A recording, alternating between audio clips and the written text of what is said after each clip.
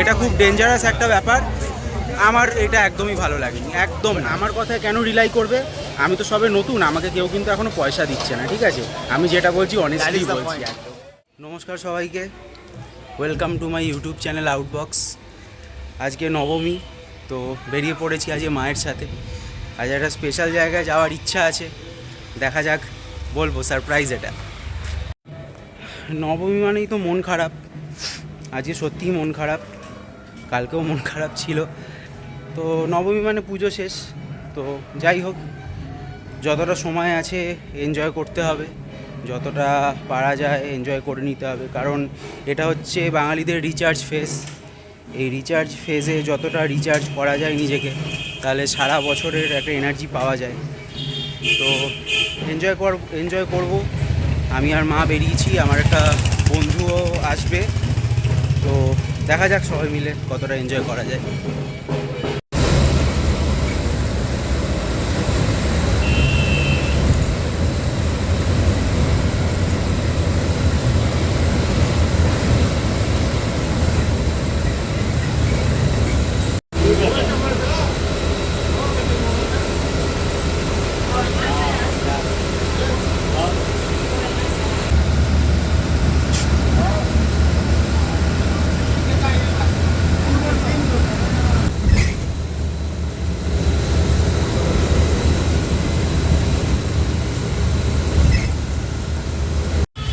So finally আমরা এখন এসে গেছি বেলুড় মঠে। মাঝখানে প্রচণ্ড বৃষ্টি হয়েছে। আমরা যখন স্প্ল্যানেডে ছিলাম, মানে ধর্মতলায় ছিলাম, তখন থেকে মারাত্মক বৃষ্টি। তো বাসের মধ্যে ছিলাম বলে সেটা বুঝতে পারিনি। তো তারপরে এখন বৃষ্টিটা একটু কমেছে, ফাইনালি রিচ করে গেছি। তো যাব ভেতরে। ইচ্ছা ছিল বেলুড় মঠ আসার, তো ফাইনালি হলো। আর যে মা আছে, সাথে সৌমেন আছে, এই যে সৌমেন কোথায়, তো আমরা তিনজন এসছি আজকে এখানে। তো দেখা যাক, এখানে তো এনজয়মেন্টের অ্যাজ ওরকম তো কোনো ব্যাপার না, এখানে একটা মনের শান্তি। এখানে এলে এই এনভায়রনমেন্টটাকেই এনজয় করতে হয়।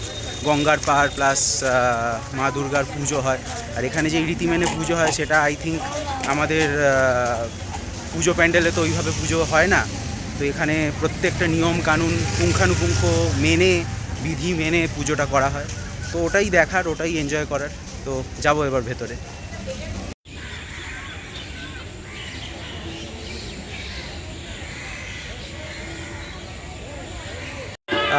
আমাদের বাঙালি বনেদি বাড়ির যে পুজোগুলো হয় তাতে একটা ট্র্যাডিশান আছে যে সেখানে নহবতখানা বসে।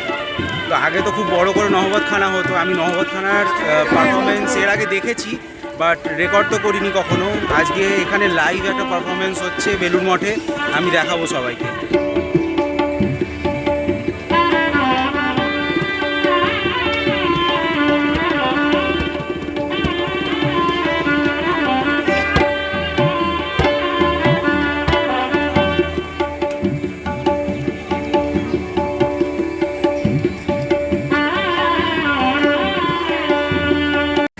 সব কিছু তো ঘুরে দেখবো, কিন্তু আমার সব থেকে বেশি যেটাতে ইন্টারেস্ট সেটা হচ্ছে মা দুর্গা। তো ফার্স্টেই আমি মা দুর্গার কাছে যাব। দূর থেকে এখন মাকে দেখা যাচ্ছে, অসাধারণ। ভেতরের ডেকোরেশনটাও খুব সুন্দর।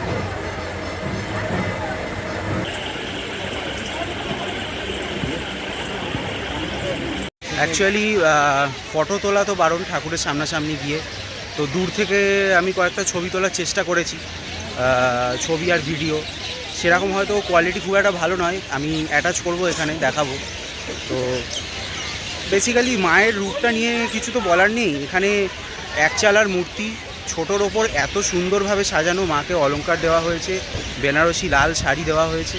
তো খুবই ভালো দেখতে, মানে যেভাবে। আর এখানের যে পরিবেশটা এত খোলামেলা, সামনে গঙ্গা আছে, হাওয়া আসছে, এবং শান্ত পরিবেশ, পরিষ্কার পরিচ্ছন্ন, দেখে সত্যি মানে মনটা শান্ত হয়ে যায়। এখানে এলে মানে এত ভালো লাগে, সেটা মানে বলে ব্যক্ত করা যায় না। এই হলো গঙ্গার পাড়, অসাধারণ হাওয়া দিচ্ছে আর ঠান্ডা পরিবেশ।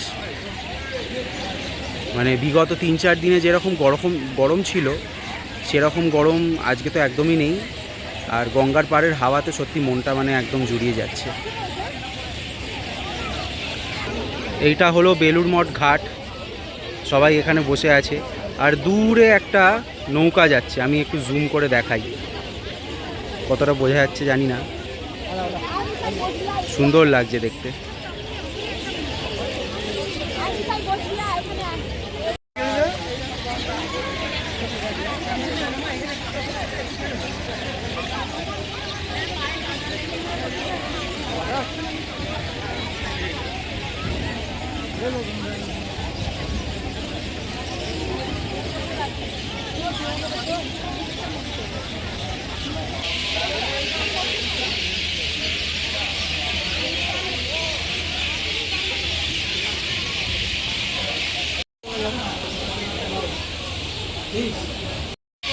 আমরা যারা শহরাঞ্চলে থাকি তারা এই জিনিসটা কখনো হয়তো ফিল করি না এখন।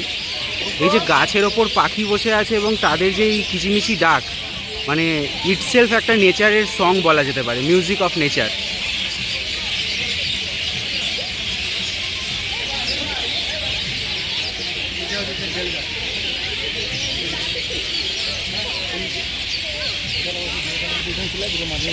এখানে একটা পাখি আছে সামনাসামনি, আমি জানি না অনেকটা অন্ধকার হয়ে গেছে, দেখা যাচ্ছে কিনা। হ্যাঁ, এই যে পাখিটা।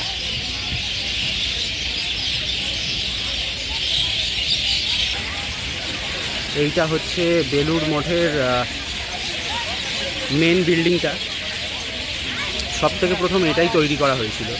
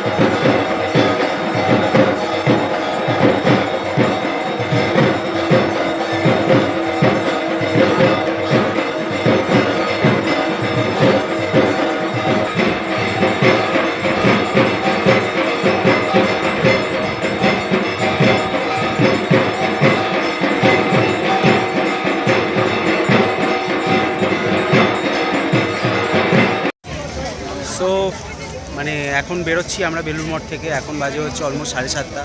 তো আমার অনেক দিন ইচ্ছা ছিল বেলুড় মঠে মায়ের আরতি দেখা দুর্গাপুজোর সময়। আজকে মানে অনেক মানে কি বলবো, আজকে সেই আশাটা পূরণ হলো, আজকে সেই স্বপ্নটা পূরণ হলো। এটা একটা ইচ্ছা ছিল, সত্যি কথা। আমি টিভিতে, ইউটিউবে এইসব জায়গায় দেখে অভ্যস্ত ছিলাম, সামনাসামনি দেখবো এটা মানে এই বছরই যে হবে আমি বুঝতে পারিনি। সো মানে ভালো লাগছে, খুবই খুবই মানে ওভারওয়েলম লাগছে। মানে কি বলবো, কোনো বলার ভাষা নেই। তো নেক্সট ডেস্টিনেশন এবারে আমরা যাব হচ্ছে বাগবাজার। তো আমরা এখন আছি বেলুড় জেটি ঘাটে। তো এখান থেকে জেটি ধরে আমরা যাব বাগবাজার। তো জেটির এক্সপিরিয়েন্সটা অন্যরকম হবে আজকে অ্যাকচুয়ালি মানে ঠান্ডা ঠান্ডা হাওয়া দিচ্ছে, তাই তো? কেমন লাগবে? কেমন সেই যে মৃদু নদীর হাওয়া, এটা পাওয়া যায় না সবসময়। হ্যাঁ, অ্যাকচুয়ালি এই নদীর হাওয়াটা তো সবসময় আমরা এনজয় করতে পারি না। তো এটাও আজকে একটা আমাদের ট্রিপের মধ্যে চলে এলো। সন্ধ্যের আরতির পর এই যে নদীর পাড়ে এসে হাওয়াটা খাচ্ছি, মন জুড়িয়ে না।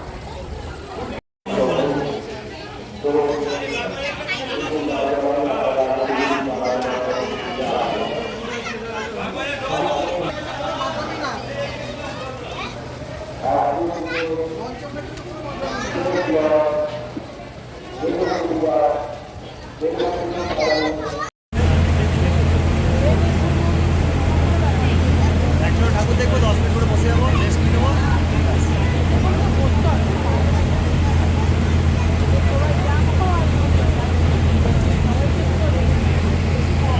যখনই আসলাম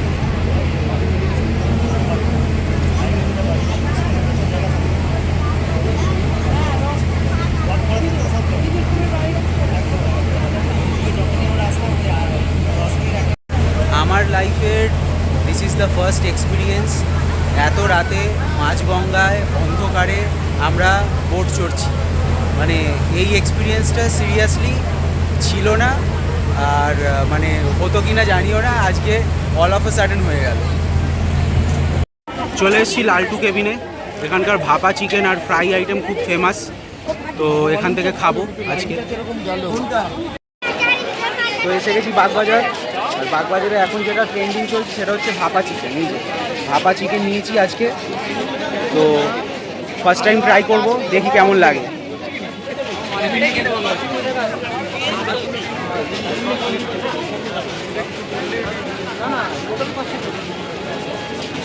দারুণ দারুণ দারুণ, ভালো খেতে।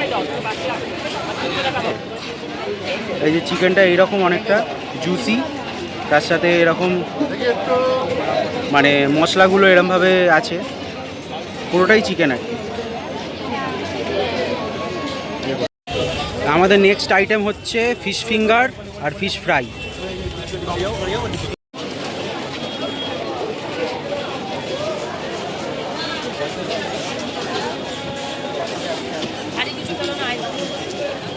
ভালো খেতে, দারুণ খেতে, কিন্তু আমার যেটা মনে হলো দাম হিসাবে সাইজগুলো ছোট।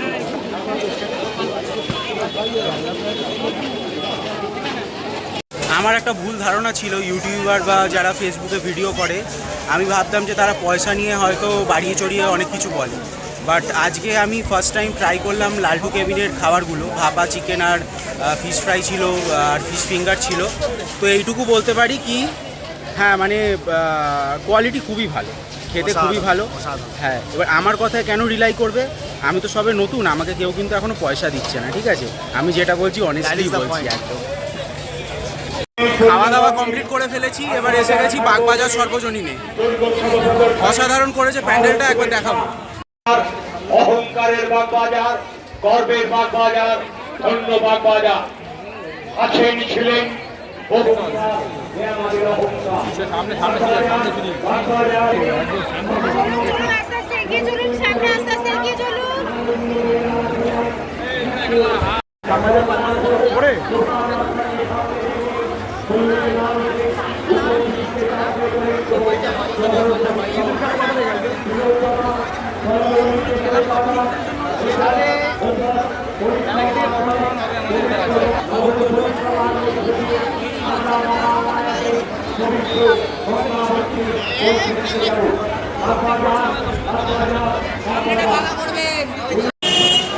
তো বাগবাজার দেখে জাস্ট বেরোলাম, সত্যিই ভালো লাগে। এই ধরনের পুজো, এই ধরনের প্রতিমা কার না ভালো লাগে, সবারই ভালো লাগে। ট্র্যাডিশনাল মানে হচ্ছে বাগবাজার, তো সেটাই একটা অভিনবত্ব এই মুহূর্তে থিমের ভিড়ে দাঁড়িয়ে। তো এখন বাগবাজার দেখে আমরা যাচ্ছি টুয়ার্ডস কুমোরটুলি সর্বজনীন কুমোরটুলি পার্ক, এগুলো দেখবো।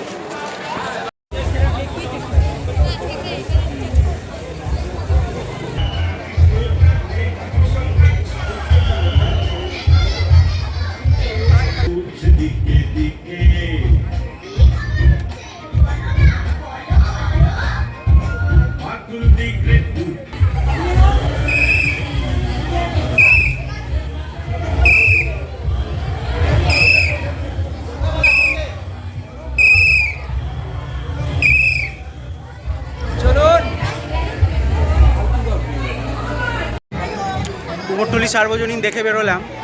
কনসেপ্টটা ভালো, খুব নারায়ণ দেবনাথকে ট্রিবিউট জানানো হয়েছে নন্টে ফোনটে নিয়ে থিমটা, কিন্তু মানে অ্যারেঞ্জমেন্ট খুবই বাজে। প্যান্ডেলটাকে প্রচণ্ড অতিরিক্ত ন্যারো করে দেওয়া হয়েছে। আর সবথেকে বড় কথা হচ্ছে যে এক্সেসিভ ভিড়, ভেতরে কেউ কিন্তু ভিড়কে ম্যানেজ করার মতো নেই, যে কোনো মুহূর্তে একটা প্রবলেম ঘটে গেলে কিন্তু খুব প্রবলেম হয়ে যাবে। আর দ্বিতীয় কথা হচ্ছে যে মেটেরিয়াল দিয়ে তৈরি করা হয়েছে প্যান্ডেলটা, টিনের শেড যেরকম হয় ওই টিনের শেড দিয়ে তৈরি করা হয়েছে। কোণাগুলো কিন্তু উঁচু হয়ে রয়েছে, যে খেয়াল করবে না তার কিন্তু অনায়াসে শরীর কেটে যেতে পারে। এটা খুব ডেঞ্জারাস একটা ব্যাপার, আমার এটা একদমই ভালো লাগেনি, একদম নয়। এসে গেছি এখন কুমোরটুলি পার্কে। তো আমাদের কাছে পাস ছিল, আমরা একটু তাড়াতাড়ি ঢুকতে পেরেছি, লাইন দিতে হয়নি এখানে। ভালো করেছে, সুন্দর ডেকোরেশন, দেখাই একবার।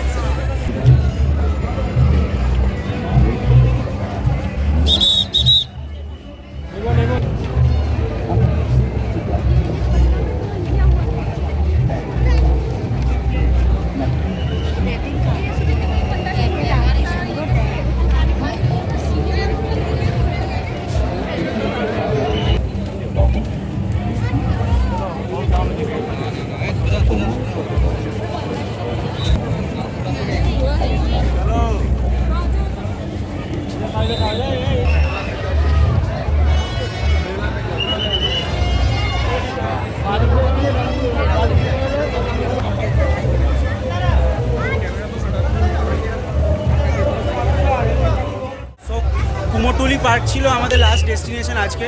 অনেকটা রাত হয়ে গেছে, মাও আছে সাথে, বাড়ি যেতে হবে। আমি যেটা কুমোরটুলি পার্ক নিয়ে যেটা বলবো, যে মিনিমাম একটা কি বলবো, ফেলে দেওয়া জিনিস বা এখন যেগুলো আমরা ইউজ করি না, লাইক বেড়া, গাছের পাতা, এগুলো দিয়েও কিন্তু খুব সুন্দরভাবে ডেকোরেশনটা করা যায়, যেটা এইখানে দেখিয়েছে এরা। একদমই তাই না, মিনিমাম জিনিস যেগুলো গাছের পাতা বা বেড়া বা ছোট কঞ্চি, যেগুলো তো আমরা মোটামুটি কাজে লাগাই না, তো সেইগুলো দিয়ে এখানে সাজানো হয়েছে। অসাধারণ লাগছে, ভালো লাগছে। কিন্তু সবথেকে বড় যেটা অ্যাডভান্টেজ সেটা হচ্ছে যে এখানকে একটা ওয়াইড স্পেসে প্যান্ডেলটা করা হয়েছে, একটু স্পেশিয়াস, অত বেশি লাইন বা অত বেশি ঝামেলা নেই। এখানে ওয়াইডলি সবাই এসে এখানে দেখতে পারবে, ঘুরতে পারবে, বেশি সময় লাগছে না, এটাই ভালো। So Puja is finally and. আজকে নবমী রাত, 12টা বেজে গেছে। দ্যাট মিনস আমরা দশমীতে পা দিয়ে দিয়েছি। তো দশমী মানেই মন খারাপ, অ্যাকচুয়ালি কান্না পাচ্ছে। তো যাই হোক, ভালোই এনজয়মেন্ট হলো। দুর্গা পুজো 2025 খুব ভালো কেটেছে, আশা করছি তোমাদেরও সবার ভালো কেটেছে। তো এখন তো শুভ বিজয়া বা দশমী বলাটা উচিত নয়, তো ঠিক আছে, শুভ নবমী ওয়ান্স এগেন। কালকের দিনটাও মজা করব, মজা কখনো থামবে না। চলো বাই, টাটা।